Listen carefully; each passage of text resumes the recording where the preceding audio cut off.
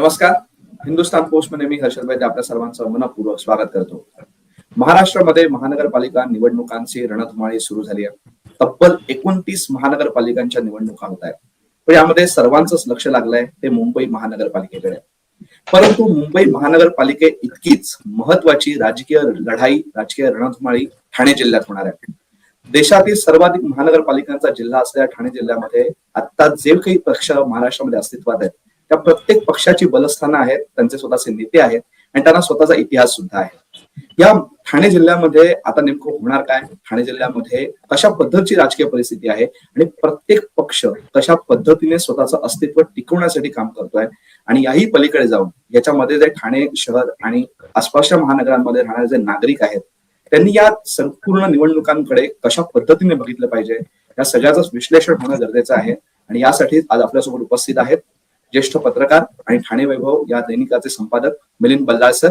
Sir, आपलं Hindustan post मध्ये मनपूर्वक स्वागत. सर, माझा पहिलाच प्रश्न तुम्हाला असा आहे की 2017 साली शेवटच्या निवडणुका झाल्या होत्या आणि त्यानंतर आज जवळपास 8 वर्षांनंतर निवडणुका होत आहेत. कशा पद्धतीचं ठाणे आणि आसपासच्या महानगरांमध्ये राजकीय परिस्थिती आहे, आता सध्याचं वातावरण काय आहे? निश्चितच वातावरण तुम्ही म्हणता तसं बरंच तापलेलं आहे. त्याचं कारण असं की फार मोठा खंड पडलेला आहे. म्हणजे खरं म्हटलं तर जी निवडणूक 2022 साली व्हायला पाहिजे होती तर ती झालेलीच नाहीये. 2017 नंतर 8 वर्षांनी आपण निवडणूक घेतोय. त्याच्यामुळे महत्वाकांक्षा जी आहे इच्छुक मंडळींची ती फार मोठ्या प्रमाणात आपल्याला दिसेल. त्याच्यामुळे एक 5 वर्षांचा जर आपण काळ पाहिला म्हणजे एका निवडणुकीचं हे 5 वर्षांची कारकीर्द, तर मला असं वाटतं की साधारणपणे एक 1.5 पिढी राजकारण्यांची त्यात अफेक्ट झालेली आहे. म्हणजे ज्यांना आता तिकीट मिळालं नाही तर ते 8 वर्ष पूर्वी जे काय वयाचे होते त्यानंतर आज 8 वर्ष आणखीन पुढे गेले. म्हणजे त्यांचा उमेदीचा काळ जवळजवळ संपणार आहे आणि त्याच्यामुळे दिस इज द लास्ट चान्स की ह्याच्या म्हणजे लास्ट वर्ड याच्यात आता आपल्याला जर नाही मिळाली संधी तर आपल्याला पुढे काहीच राजकीय भवितव्य नाही. आणि त्याच्यामुळे प्रचंड स्पर्धा असणार आहे या निवडणुकीत आणि नेत्यांना डोकेदुखी खूप त्यांची वाढणार आहे. प्रत्येकाला असं वाटणार आहे की मी नगरसेवक होऊ शकतो आणि मला काम करण्याची संधी मिळाली पाहिजे आणि आतापर्यंतच्या जेवढे नगरसेवक होते त्यांच्यापेक्षा मी खूप सरस आहे किंवा माझ्यात खूप चांगले गुण आहेत असा आत्मविश्वास सुद्धा त्याच्यामध्ये आहे. त्याच्यामुळे तो मुद्दा जर आपण लक्षात घेतला तर अतिशय अटीतटीचा जो सामना आहे तो अगदी तिकीट वाटपापासूनच सुरू होणार आहे. आणि त्याच्यामुळे वातावरण जे आहे की अन्य निवडणुकांमध्ये आपल्याला दर 5 वर्षांनी ती संधी मिळायची, एखाद्याला आपण शांत बस म्हणून सांगायचो, नेते सांगायचे, तसं आता कोणी इच्छुक मंडळी ऐकतील असं नाही. त्याच्यामुळे नेत्यांच्या समोर एक फार मोठं आव्हान उभं राहणार आहे. निकष जे आहेत ते त्यांना फार व्यवस्थित तपासून घ्यावे लागतील उमेदवारी देताना आणि म्हणूनच वातावरण खूप वेगळं असणार आहे. सर, तुम्ही आता या सगळ्या घडामोडींचं विश्लेषण केलं की आता सध्या वातावरण तापलंय आणि इच्छुकांची मोठी भाऊगर्दीच होणार आहे. आपण प्रत्येक पक्षावाईज आपण एक एक गोष्ट समजून घेत जाऊ. सुरुवात अर्थातच शिवसेनेपासून. ठाण्याची शिवसेना, शिवसेनेचे ठाणे ही ओळख आजही मिरवली जाते. ठाणे हा शिवसेनेचा बालेकिल्लाच समजला जातो. आता 2 शकलं झाली त्या पक्षाची. आता सध्या उपमुख्यमंत्रीपद या पक्षाकडे आहे, एका शकलाकडे आहे. नेमकी ठाणे आणि आसपासच्या भागामध्ये शिवसेना पक्षाची कशी कामगिरी राहील, दोन्ही शकलं जे आहेत, दोन्ही गट जे आहेत कशा पद्धतीने कामगिरी करते? एकनाथ शिंदे यांनी शिवसेना सोडल्यानंतर जी संपूर्ण महाराष्ट्रात जी प्रतिक्रिया उमटली होती, खास करून जी ओरिजिनल शिवसेना जी म्हणतो आपण, बाळासाहेब ठाकरे जो गट आहे, उद्धव ठाकरे उभाटा आता म्हणायचं त्याला, तर त्यांच्यामध्ये ती नाराजी होतीच आणि ती कमी अधिक प्रमाणात ठाण्यात सुद्धा ती आपल्याला दिसत होती. परंतु एकनाथ शिंदे यांचा इथं प्रभाव क्षेत्र असल्यामुळे ती अशी फार अशी आपण म्हणतो ना की दर्शनी अशी ती काही कधी जाणवली नाही. एकनाथ शिंदेचं स्वतःचं काम असेल, त्याच्या मागे त्यांचा इन्फ्लुएन्स असेल, संघटना बांधण्यात त्यांचा सिंहाचा वाटा असल्यामुळे सुद्धा असेल की जे पदाधिकारी होते संघटनेतले ते सुद्धा एकनाथ शिंदे यांनीच नेमलेले असल्यामुळे ती नाराजी नव्हती. अर्थात इथे शिवसेना उभाटा आहे, राजेंद्र विचारे यांच्या नेतृत्वाखाली तिचंही काम चालू आहे. परंतु एकनाथ शिंदे यांना मुंबईमध्ये जो एक कडवा असा एक सामना करावा लागला, मुकाबला करावा लागला शिवसेनेचा, तसं ठाण्यात नाहीये. आणि तुम्ही म्हणालात ते बरोबर आहे की ठाणे हा शिवसेनेचा बालेकिल्ला असल्यामुळे शिवसेनेचा आणि ठाणेकरांचं आणि शिवसैनिकांचं ठाणेकरांशी एक वेगळं नातं आहे. त्या नात्यामुळे सुद्धा शिवसेना बऱ्यापैकी इथे इनरोड्स केलेली आहे, म्हणजे लोकांमध्ये ती अधिक पोहोचलेली आहे, पेनिट्रेट झालेली आहे. त्याच्यामुळे डेफिनेटली शिवसेनेला एक नेहमीच आपण म्हणतो ना की कटिंग एज जो आहे तो त्यांना मिळतोच, की त्यांच्याकडे झुकतं माप हे जातं. ह्या निवडणुकीत म्हणजे शिवसेनेचं जी कामगिरी आहे, आता तसं पाहायला गेलं तर महापालिकेत शिवसेनेची सत्ता होती आणि त्याच्यामुळेच तो जो बालेकिल्ला जो एक लौकिक त्यांना प्राप्त झाला होता तो वाढवण्यासाठी शिवसेनेने महापालिकेचा खूप चांगला उपयोग पण करून घेतला. म्हणजे जरा थोडस आपल्याला जुना इतिहास जर पाहिला तर अगदी गडकरी रंगायतन असेल, स्टेडियम असेल, अशा मोठ्या वास्तू उभ्या करून शिवसेनेने सर्वसामान्य लोकांच्या मनात एक जिव्हाळ्याचं स्थान मिळवलं होतं. त्यानंतर एकनाथ शिंदेच्या माध्यमातून सुद्धा हे काम सुरू आहे. म्हणजे आनंद दिघे यांचा इथे विशेष उल्लेख करावा लागेल की आनंद दिघे ज्या पद्धतीने शिवसेनेत पोहोचले होते तर त्यांचंच काम थोडंसं का होईना परंतु एकनाथ शिंदे यांनी पुढे नेलं. फरक एवढाच आहे की एकनाथ शिंदे राज्य पातळीवरच्या राजकारणात गेल्यामुळे आणि पॅन महाराष्ट्राची त्यांची इमेज झाल्यामुळे आनंद दिघे हे ठाण्यापुरते मर्यादित राहिल्यामुळे सुद्धा ठाण्यात त्यांचं अधिक लक्ष असायचं. एकनाथ शिंदे यांच्याकडे उपमुख्यमंत्री पद, त्यानंतर त्यांच्याकडे इतर खाती आल्यामुळे त्यांनी संघटनात्मक इथे जरी बांधणी केली असली तरी जे डे टू डे लक्ष आनंद दिघ्यांचं होतं ते एकनाथ शिंदे यांना त्यांच्या सेकंड रँकच्या माध्यमातून करावं लागलं. परंतु आता ह्या निवडणुकीच्या वेळेला खास करून ह्या गोष्टीची त्यांना एखाद्या वेळेला प्रकर्षाने जाणीव होईल की हा जो डे टू डे अप्रोच असतो किंवा एक संबंध आपण स्थापित केलेले असतात आणि खास करून जेव्हा तुम्ही उपमुख्यमंत्री आहात महाराष्ट्राचे आणि हे ठाणे हे तुमचं होम पिच आहे, त्यांना इथे कोणत्याही प्रकारचा दगा फटका होणार नाही याची काळजी घ्यावी लागणार आहे. आणि त्या दृष्टिकोनातनं त्यांना जी काही त्यांची व्यूहरचना असेल ती अधिक चांगल्या पद्धतीने करावं लागेल आणि ती करण्यासाठी त्यांना बराच वेळ द्यावा लागेल. त्यासाठी त्यांनी जी एक दुसरी फळी निर्माण करायला पाहिजे ज्याबद्दल आपण नंतर बोलूच. परंतु ही निवडणूक त्यांच्यासाठी प्रतिष्ठेची असणार आहे आणि ही प्रतिष्ठेची असल्यामुळे त्याच्यामुळे त्यांना कोणत्या प्रकारची जोखीम घेता येणार नाहीये. आता जेव्हा आपण जोखीम म्हणतो तेव्हा नवीन लोकांना संधी देण्याचा एक फार मोठा विषय आहे की एकदम फ्रेश लोकांना घालायचं की जे ट्राईड अँड टेस्टेड आहेत त्यांनाच ठेवायचं. आणि तिथे खरं म्हटलं तर एकनाथ शिंदे याची कसोटी लागणार आहे, कारण की तो संघर्ष जो आहे की जे जुने आहेत ते एखाद्या वेळेला जर कालवया झाले असतील किंवा अकार्यक्षम असतील तर नवीन कार्यकर्त्यांची डेफिनेटली इच्छा असणार की आम्हाला संधी द्या, आम्ही सिद्ध करून दाखवतो आणि शिवसेनेचा जो बालेकिल्ला हा लौकिक आहे तो आम्ही मजबूत करू. परंतु हे ह्या सगळ्या दृष्टिकोनातनं एकनाथ शिंदे यांना त्यांचं उपमुख्यमंत्री पद जसं फायद्याचं ठरणार आहे, कारण की त्यांच्या माध्यमातून फार मोठ्या प्रमाणात ठाण्याला निधी सुद्धा उपलब्ध झाला. म्हणजे कोट्यवधी रुपये महापालिकेचे शासनाचे आपल्या महापालिकेतल्या विविध प्रकल्पांसाठी आले.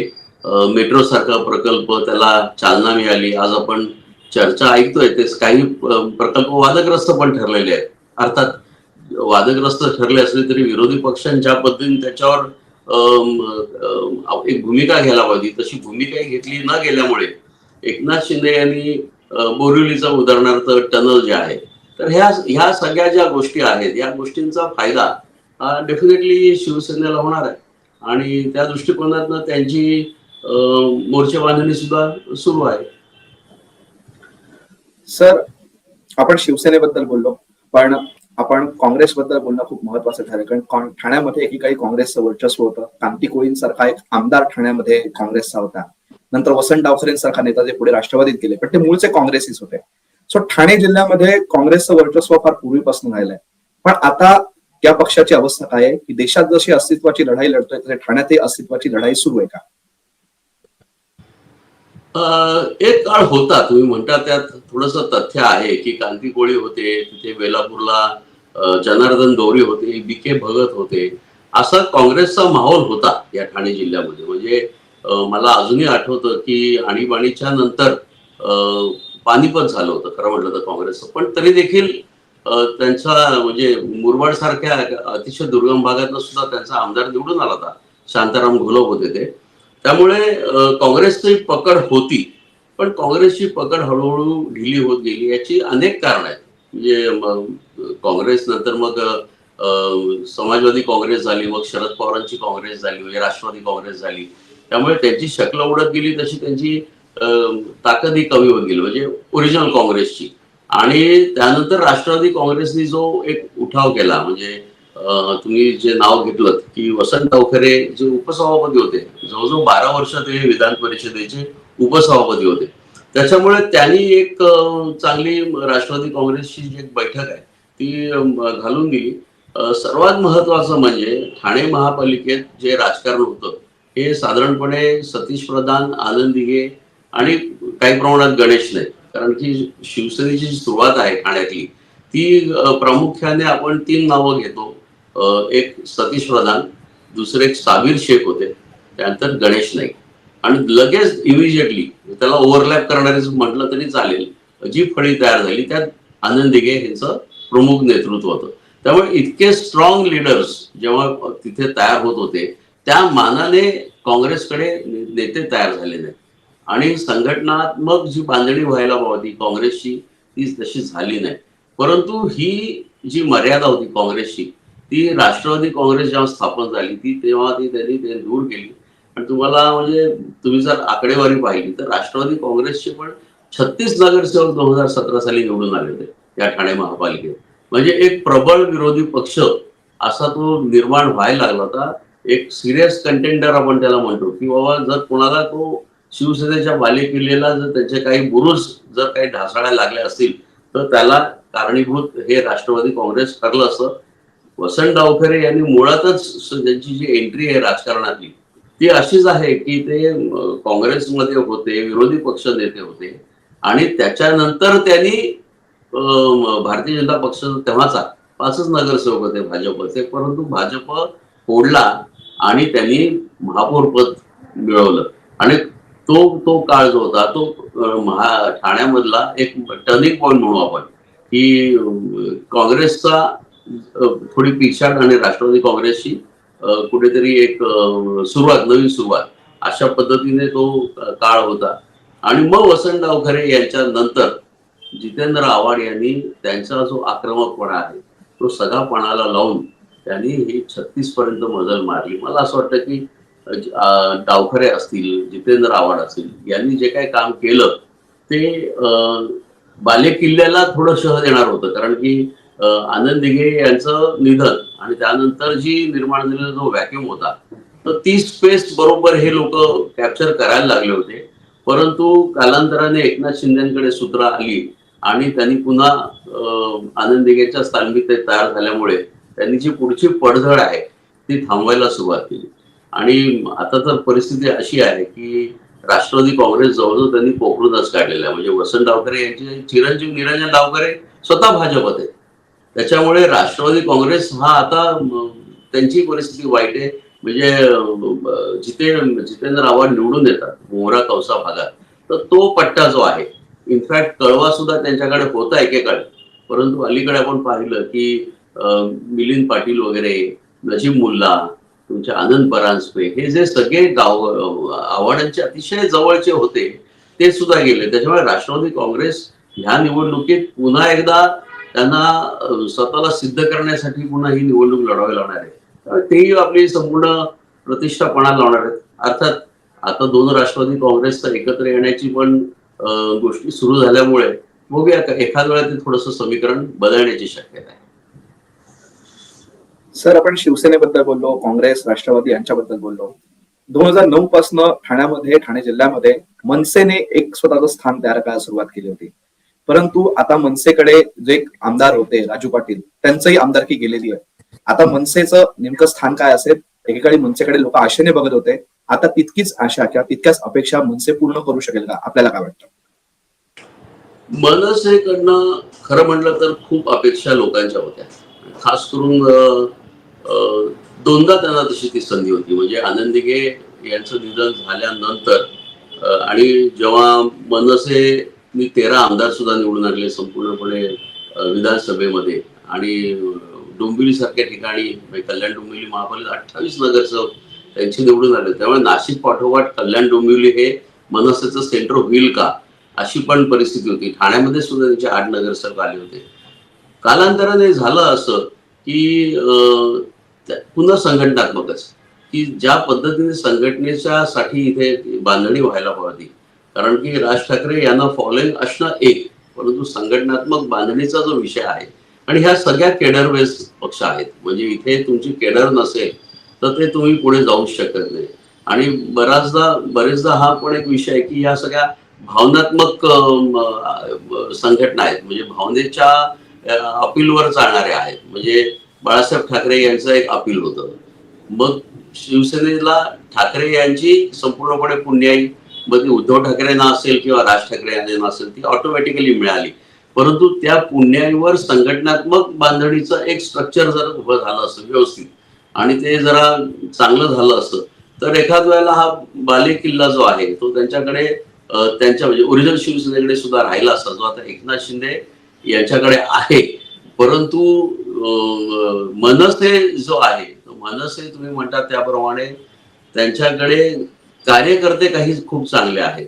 परंतु त्या कार्यकर्त्यांना कार्यक्रम देणं आणि ती संघटनात्मक पातळीवर त्याला ती रसदपूर्ण शक्ती देणं ह्या दोन गोष्टींमध्ये मनसे खूप कमी पडला. आणि मला असं वाटतं की मनसेकडे जो आक्रमकपणा होता तो आक्रमकपणा फार व्हॅलिड पॉइंट असं माझं एक ऑब्झर्वेशन आहे की शिवसेना मोठा हो आणि त्याच्यामुळे भाजपची होणारी अवहेलना आणि त्यातला जो भाजपचा आक्रमकपणा होता तो भाजपचा आक्रमकपणा भाजपच्या नेतृत्वालाच पचणारा नव्हता अशी पण एक परिस्थिती एक काळ होता. आता परिस्थिती वेगळी आहे की भाजपचा जो आक्रमकपणा आहे त्याला नेत्याची साथ आहे. किंबहुना हे सगळे तो जो आक्रमकपणा जो कार्यकर्त्यांचा होता ती सर्व नेते मंडळी आता कुठे ना कुठेतरी आहेत. मग तुम्ही रवींद्र चव्हाण म्हणा, ठाण्यात संजय केळकर म्हणा, नवीन मुंबईत गणेश नाईक म्हणा, तर हा आक्रमकपणा जो आहे भारतीय जनता पक्षाचा तर तो त्यावेळेला मनसेचा सगळा वर्ग तिथे गेला होता. म्हणजे कल्याण डोंबिवलीचं जे मी 28चं उदाहरण दिलं त्यावेळी भाजप अचानक वाढला आणि मनसे एकदम खाली गेली होती. तर तो आपण जर विचार केला की तुम्ही मनसेला आक्रमकपणाबरोबर संघटनात्मक जर जोडी दिली असती तर चित्र वेगळं असतं. आता जी परिस्थिती आहे की हे दोघं भाऊ एकत्र आल्यामुळे त्याच्यात काय आता होतंय कारण की एकमेकांचं लेव्हरेजिंग होईल. एखाद वेळेला उद्धव ठाकरे आणि राज ठाकरे यांच्या जो स्वभावातला जो फरक आहे तर मला असं वाटतं की जो आक्रमकपणा आहे तर तो एखाद वेळा तो आक्रमकपणा राज ठाकरेंमुळे मिळेल आणि संघटनात्मक जो उद्धव ठाकरेंचा जो शिवसेनेचा जो मेन ढाचा आहे त्याचा फायदा मनसेला होईल आणि असं ते म्युच्युअल त्यांना बेनिफिट होऊन त्याचा त्यांच्यावर इम्पॅक्ट या निवडणुकीत आपल्याला बघावं लागेल की असे दोन गोष्टी एकाकडे काहीतरी जी आपण कॉर्पोरेटमध्ये स्वॉट टेस्ट करतो तर स्ट्रेंथ विकनेसेस ऑपॉर्च्युनिटीज आणि थ्रेट अनालिसिस ह्याचा जर विचार केला तर मला असं वाटतं it's a good combination. MNS आणि शिवसेना एकत्र येणं is a good combination. Apart from Marathi अस्मिता वगैरे हा वेगळा विषय कारण की तो फार कॉम्प्लिकेटेड झालेला आहे आणि भारतीय जनता पक्ष काय त्यांना सहजासहजी त्या अस्मितेवर पुन्हा खेळायला देईल असं मला वाटत नाही. कारण की त्यांनी विकासाला भर दिलेला आणि अस्मितेसाठी जो मराठी माणूस खूप प्रयत्न करतो तो विकासाबद्दल पण बोलतो. त्यामुळे मनसेला आता पुन्हा चांगले दिवस येतील असं मला वाटतं आणि दोघांना एकमेकांचा उपयोग होऊ शकेल. सर आपण मगाचपासून या सगळ्या पक्षांबद्दल बोलत असताना कमी जास्त प्रमाणात भाजप या पक्षाबद्दल बोलत होतो. राष्ट्रीय स्वयंसेवक संघाने ठाणे जिल्ह्यामध्ये आपलं शाखांमार्फत नेटवर्क तयार केलं. त्याच्यानंतर भाजप, जनता पार्टी, मग भाजप अशा पद्धतीने भाजप वाढायला लागला. रामभाऊ म्हाळगींसारखे नेते या ठाणे जिल्ह्यात होते. त्याच्यानंतर आज भाजप प्रचंड आक्रमकतेने सगळीकडे काम करतोय. ठाणे असेल, कल्याण डोंबिवली असेल, या सगळ्याच महापालिकांमध्ये भाजप हा प्रचंड जोरात काम करतोय. यावेळेला भाजप हा फोर्स किती लक्षणीय ठरणार आहे, किती निर्णायक ठरणार आहे आणि भाजप या सगळ्या पक्षांच्या बरोबर कशा पद्धतीने युती आघाडी या सगळ्या गोष्टींमुळे कशा पद्धतीने भाजपचा परफॉर्मन्स असेल? भाजप तसं पाहायला गेलं तर ड्रायव्हर सीट मध्ये म्हणजे टोटल कमांड मध्ये म्हटलं तरी चालेल. आणि मगाशी आपण उल्लेख केला ओझरता की मोठा भाऊ कोण छोटा भाऊ कोण, जो खरं म्हटलं तर वादाचा सुरुवातीची ती ठिणगी आहे ती तिथून हे झाली ती, म्हणजे युतीची राज्य पातळीवरची तुटली ती, त्याचं कारण सुद्धा तेच होतं. इथला भारतीय जनता पक्ष म्हणजे ठाणे जिल्ह्यातला आणि खास करून आता नवीन स्थितीतला जो देवेंद्र फडणवीस आणि आशिष शेलार आणि मग प्रसाद लाड असतील, ही सर्व मंडळी जी तरुण ब्रिगेड जी आहे भारतीय जनता पक्षाची, त्यांनी हे म्हणजे मला असं वाटतं की अतिशय असर्टिव्हली सांगून टाकलेलं आहे की असं लहान आणि छोटा काही नसतो, आम्ही पण तुमच्याच बरोबरचे आहोत. किंबहुना आता एक एक निवडणुकीनंतर असं सिद्ध ते करू लागलेले आहेत की तुम्ही जे मोठे होतात त्यानंतर आम्ही ते अंतर कापलं आणि त्या अंतर आता जवळजवळ संपलेलं आहे. आणि प्रत्येक निवडणुकीनंतर जे रिझल्ट येत आहेत त्या रिझल्ट मध्ये आपल्याला असं दिसतंय की भारतीय जनता पक्ष थोडी अधिक सरस कामगिरी करते आणि त्यांचा जो छोटेपणाचा जर त्यांच्यावर जो एक हे होता तर त्याच्यातनं ते बाहेर पडतात, त्या सावलीतनं ते बाहेर पडतात. मला असं वाटतं भारतीय जनता पक्ष ह्या निवडणुकीच्या नंतर पूर्णपणे आपणच मोठे आहोत हे अंडरलाईन करणारं स्टेटमेंट आता मुंबईत करतील. आणि तो जो ती जी राजकीय संपूर्णपणे ट्विस्ट आहे महाराष्ट्रातल्या राजकारणाला एक वळण देणारी, कारण की हा जसं आता आपण नगर परिषदा आणि नगरपंचायतीच्या निवडणुकीमध्ये पाहिलं की सेमी अर्बन एरियामध्ये सुद्धा त्यांना कल भारतीय जनता पक्षाला मिळायला लागलेला, कौल मिळायला लागलेला आहे. त्याच्यामुळे हा पूर्णपणे 100% अर्बन हा MMR एरिया जो आहे इकडनं जर त्यांना तशा पद्धतीचं मिळालं, कारण की त्यावेळेला सुद्धा जो 25% लोकसंख्या 3.5 कोटी मतदारांनी मतदानात भाग घेतला होता. आज मुंबई, ठाणे, कल्याण, डोंबिवली या सगळ्या महापालिका पाहिल्या तर मला असं वाटतं विधानसभेचा फार मोठा चंक पुन्हा एकदा या मतदानात आपलं कौल देणार आहे. त्याच्यामुळे भारतीय जनता पक्षासाठी ही निवडणूक फार महत्वाची आहे. आणि त्यांनी एक गोष्ट अशी केलेली आहे की जी खरं म्हटलं तर भावनात्मक दृष्ट्या शिवसेनेला तिचा खूप फायदा उठवता पण येईल. फक्त आता त्याला किती त्याची म्हणजे ऍक्सेप्टन्स किती असेल, किती स्वीकारली जाईल की मराठी मुंबई अलग करणं वगैरे किंवा मराठी माणसावर होणारा अन्याय. तर मला असं वाटतं की हा जो विषय आहे हा विषय अस्मितेचाच पुन्हा वेगळ्या पद्धतीने ज्याची मांडणी होत असली तरी देखील अस्मिता वर्सेस विकास असा तो एक सरळ सरळ नॅरेटिव्ह तयार करतील की विकास जर आम्ही केला तर मराठी माणूस इथे राहील आणि मराठी माणसाचं हित हे विकासाच्याच मार्गाने जातं. म्हणजे आम्ही विकासच केला नसता तर मग एखाद्या वेळेला मराठी माणूस जो आपण पूर्वी म्हणत होतो की विलेपार्ल्यातनं गिरगावातनं तो बदलापूरला गेला, कर्जतला गेला आणि मग आणखी पुढे कोकणात आणि महाराष्ट्रात अन्य भागात निघून गेला, तर तो जो प्रवास आहे किंवा ती जी संपूर्णपणे रिव्हर्स आपण म्हणू त्याला मायग्रेशन थेअरी आहे ती सुद्धा त्यांनी थांबवली आहे. आणि भारतीय जनता पक्ष विकासाचा मुद्दा रेटून देईल की आम्ही तुम्हाला मेट्रो देतो, आम्ही तुम्हाला हे देतो ते देतो, आणि तिथे मग अस्मितेचा मुद्दा एखाद्या वेळेला त्यांचा जो आहे तो फिका पडू शकतो. सर, आपण आता महानगरपालिकांबद्दल बोलतोय. नुकत्याच नगर परिषदांचे निकाल लागले, त्याच्यामध्ये अंबरनाथ आणि बदलापूर येथे काहीतरी वेगळंच घडलं, शिंदेना धक्काच जोरदार मिळाला. तर याचे परिणाम आता थेट महानगरपालिका निवडणुकांकडे येणार आहेत. दोन युतीमध्ये पक्ष आहेत, कसा होईल या दोन नगर परिषदांच्या रिझल्टचा ठाणे जिल्ह्यावरती काही परिणाम होणार आहे का? ते 100% परिणाम होईल. म्हणजे यात मला तर एक खूप स्ट्रॅटेजिकली सुद्धा एक भारतीय जनता पक्षाची म्हणजे काय म्हणतात व्यूहरचनाच दिसते. अंबरनाथचंच उदाहरण घेऊया आपण की अंबरनाथ मध्ये शिवसेनेचे 23 नगरसेवक निवडून आलेले आहेत, वेळेस भारतीय जनता पक्षाचे 14 आहेत. परंतु थेट निवडणुकीत नगराध्यक्ष त्यांचा आलेला आहे.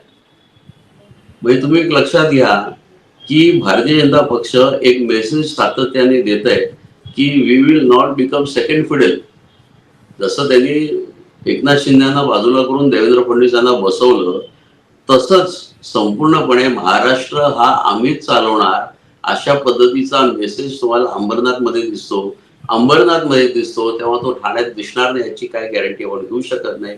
मुंबईत दिसणारच आहे असं त्यांचे ते नेते बोलायला पण लागलेले आहेत की महायुतीचा होईल वगैरे वगैरे. फक्त मराठी महापौर होईल का नाही होणार याच्याबद्दल ते फार सगळं असं ते फार टॅक्टिकली ते आता काही बोलत नाहीयेत. परंतु मला असं वाटतं की भारतीय जनता पक्ष कोणत्याही परिस्थितीत जे नेतृत्व आहे या सगळ्या स्थानिक स्वराज्य संस्थांमधलं, हे स्वतःकडे कसं राहील हे बघणार आहे. त्या पक्षीय बलाबल आणि त्या ह्याच्यामध्ये ते फार स्वतःला अडकून घेत नाहीये.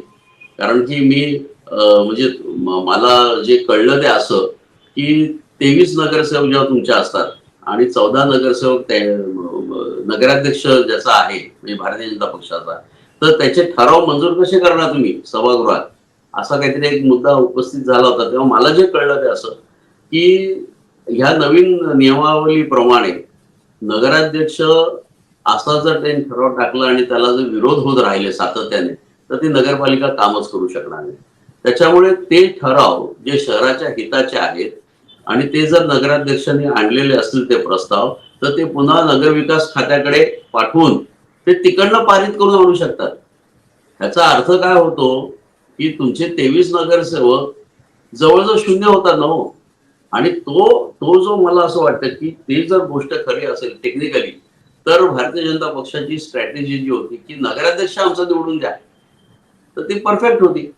आणि अशी स्ट्रॅटेजी जी आहे ती स्ट्रॅटेजी आखण्याची खरं म्हटलं तर सगळ्यांनाच गरज आहे. म्हणजे नुसतंच आपल्याला मराठी कार्ड किंवा अस्मिता किंवा इमोशन्सवर नाही, तर ऍक्च्युअल पॉलिटिक्स पॉलिटिक्स काय आहे, कायदा काय आहे, विकास काय आहे, विकासाचा आउटले काय आहे, त्याचं प्लॅनिंग कसं असलं पाहिजे, ह्या गोष्टीमध्ये इंटरेस्ट घ्यायला पाहिजे भारतीय जनता पक्षाची जर तुम्हाला टक्कर घ्यायची असेल तर. परंतु तसं होताना अजून दिसत नाही. अजूनही भारतीय जनता पक्षाच्या विरुद्ध किंवा जे काही ज्या पद्धतीचं वातावरण असायला पाहिजे किंवा त्यांच्याही चुका दाखवायला पाहिजे, तशा दाखवण्याची क्षमता विरोधी पक्षांनी निर्माण केली पाहिजे स्वतःमध्ये.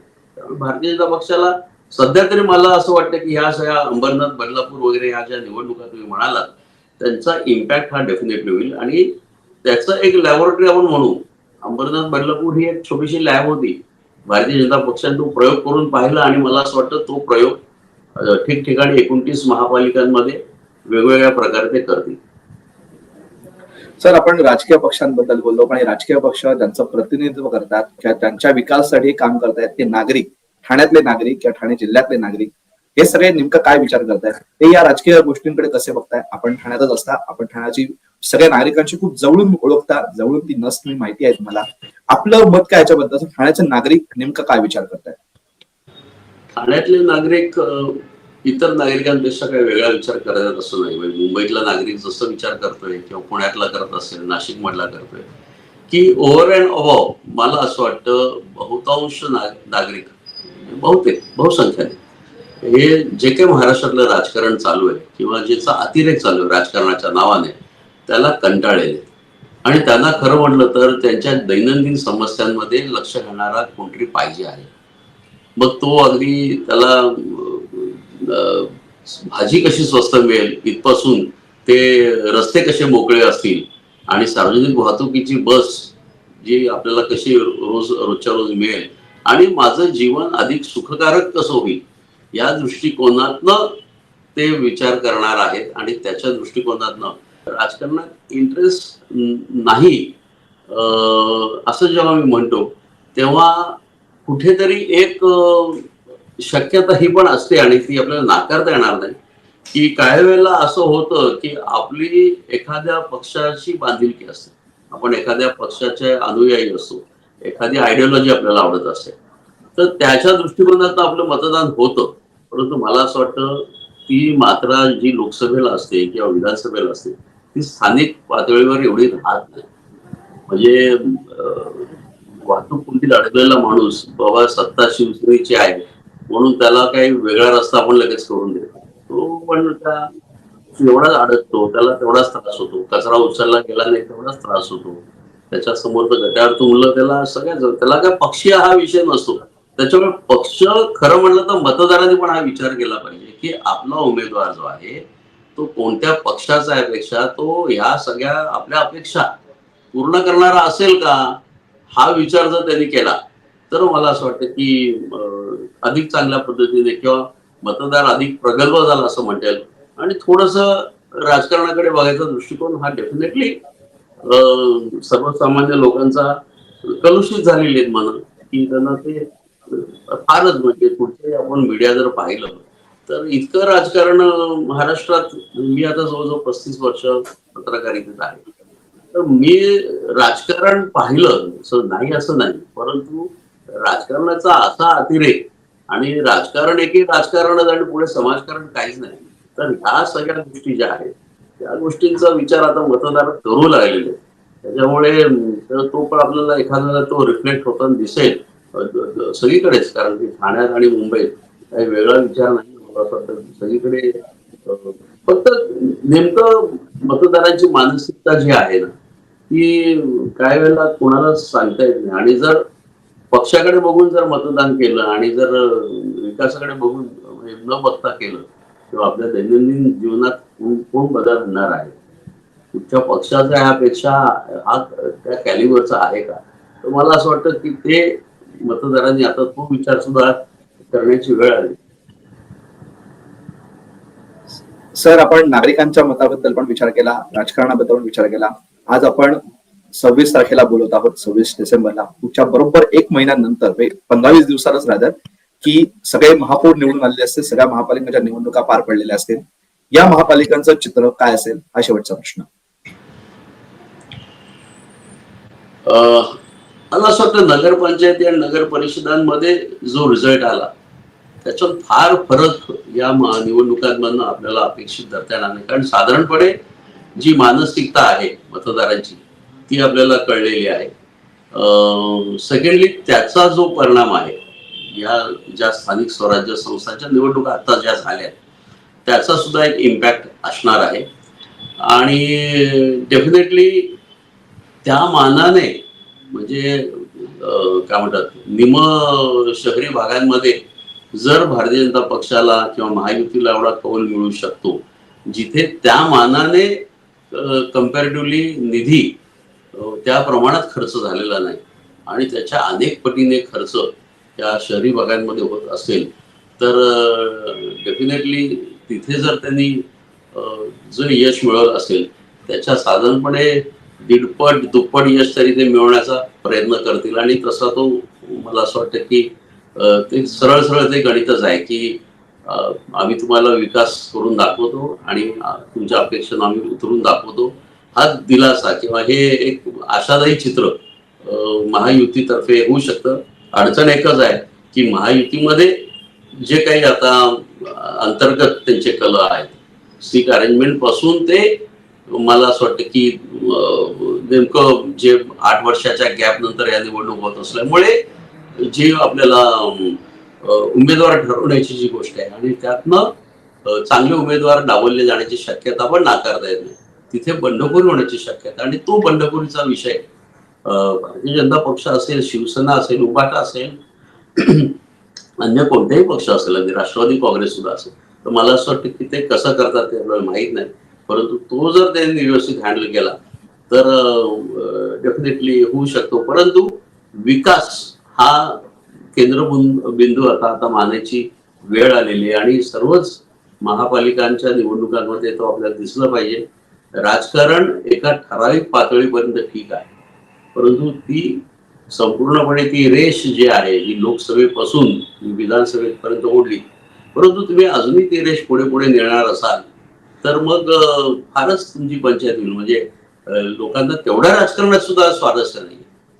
लोकांना ज्या त्यांच्या दैनंदिन गरजा आहेत, प्राथमिक गरजा आहेत, त्यांच्याकडे जर दुर्लक्ष होत असेल, कारण की तुम्ही आमदाराकडनं किंवा खासदाराकडनं ज्या अपेक्षा करू शकत नाही त्या डेफिनेटली तुम्ही नगरसेवकाकडनं करणार आहात. आणि नगरसेवक हा सर्वात जास्ती जो सेन्सिटिव्ह आणि टचिंग पॉइंट आहे की तिथे त्याला ती हिट जाणवणार आहे की जर तो चांगलं काम त्यांनी केलेलं असेल आजपर्यंत, म्हणजे तो विद्यमान नगरसेवक असेल तर त्याला डेफिनेटली त्याचा फायदा होईल. पण ते केलं नसेल तर त्याला तो फटका बसणार. आणि जे करणार आहे, कारण की या 8 वर्षात काही उमेदवारांना मी पाहिलं की त्यांनी अतिशय चांगल्या पद्धतीने काम केलेलं आहे. म्हणजे आता शिवसेनेच्या बाबतीत बोलताना बोलायचे की 80% समाजकारण आणि 20% राजकारण. खरं म्हटलं तर ते प्रिन्सिपल सर्वच पक्षांनी स्थानिक पातळीवर पाळलं पाहिजे.